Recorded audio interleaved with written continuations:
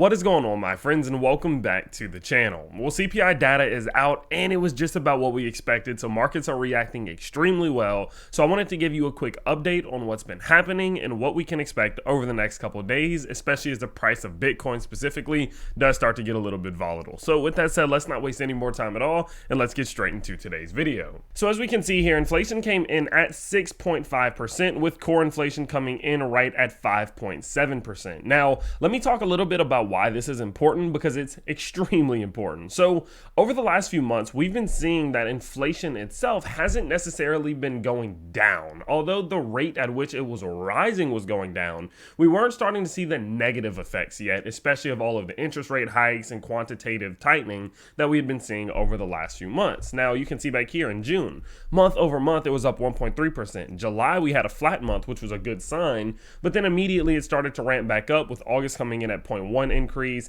September with a 0.4 increase, October with another 0.4 increase, and then November with another 0.1 increase. So you can see here that it was still increasing month over month, which means that these effects weren't necessarily doing their job.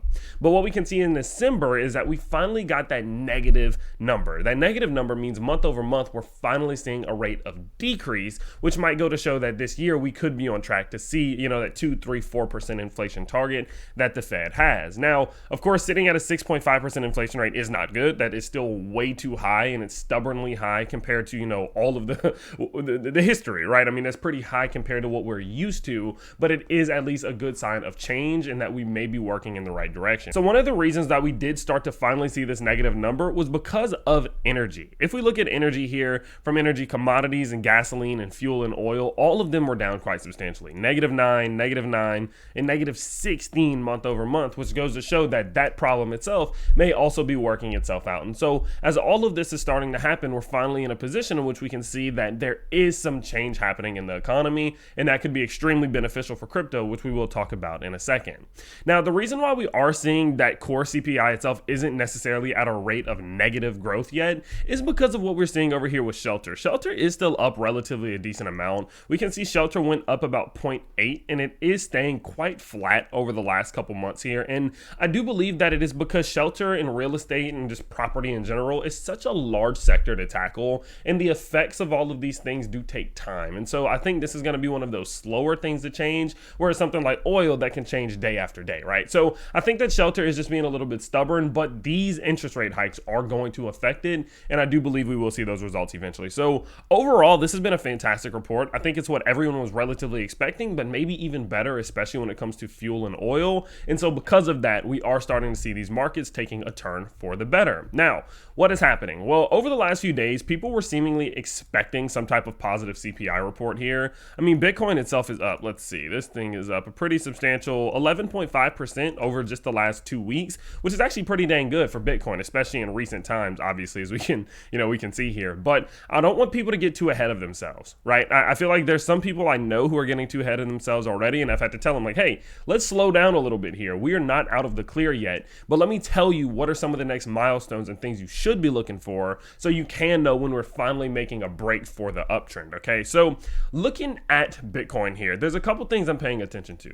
First and foremost, I have been tracking the descending structure on Bitcoin since about June to, August roughly of last year. Whenever we put this in, I was like, yep, this looks like we are going into some descending structure, in which that is a good sign for the macro. Now, why is that a good sign for the macro? Well, generally speaking, whenever we start to see these more macro downtrends that turn into descending structure of this nature, that is a decent sign that a bottom is forming. You can see back here, we put in a little bit of descending structure as so, just like this, and that was a bit of an implication that we were going to continue on for another move to the upside. You can even look back here, right as we were starting to put in some of these lows for this bottom right before the the pandemic and all that good stuff happened right here, we were putting in descending structure. That descending structure was a sign that some growth was on the way. Now, honestly, if the pandemic hadn't happened, I think that we would have honestly saw this or something similar to it. So to me, this descending structure was the sign that we were going to see some growth. Okay, so so whenever I look at this and I see this descending structure, it tells me,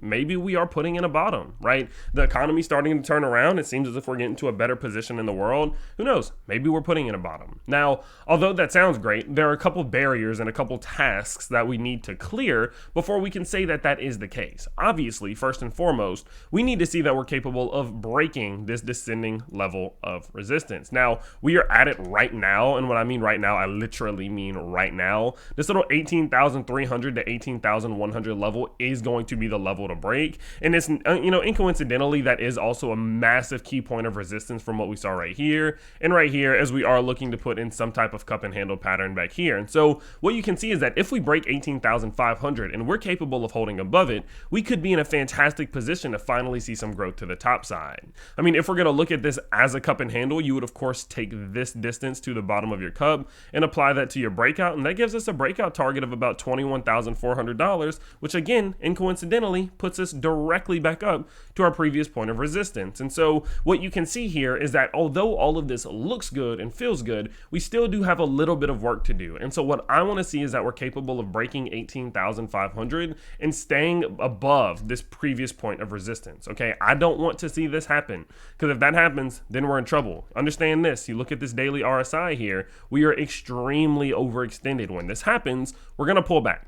Understand this, we're not about to go up to $30,000 right now. We are going to pull back at some point. This RSI is going to cool down. But when it cools down, are we capable of holding above this previous point of 18,500? And are we able to put in maybe some sideways movement or a slow gradual descent that stays above this trend line before we can start to approach that previous level of resistance? Now, so realistically, getting above 18,500 and staying above it would be a huge sign for me that the tides are shifting, but I really wouldn't start getting extremely confident until we break 21,500. Now, the reason why that level is so important to me is because of structure. Okay, let me tell you guys a little bit about structure.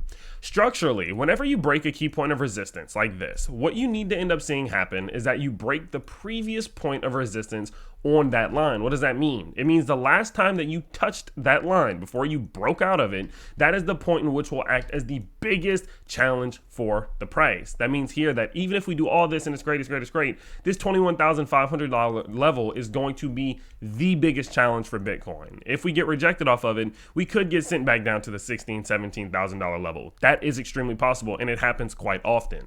And so even if we do break 18.5, don't get too excited until we break 21,500. Now, if we're capable of doing that, I personally will up my rate of accumulation, because at that point I would be convinced that we are at least in some type of bear market rally in which we could start to push back up towards the 25 to maybe even the $30,000-ish level. But obviously it all starts in the short term, and in the short term I want to see that we're capable of breaking this descending level of resistance and staying above it when this thing does come back down to cool off, because again, people, it is going to cool off. Now, I do want to make something extremely clear. If you are going long right now, you are falling into the trap that the whales are going to set for you. Of course, everyone is expecting, okay, we may be going into some growth, we may have a bear market rally, etc., and then the whales are going to be sitting there watching that leverage rise and rise and rise and realizing it's easy money. Do not fall into the trap of going 100x, 200x right now. Keep it light, keep it subtle. Wait for these obstacles to get cleared. Wait for that $21,500 level to get cleared.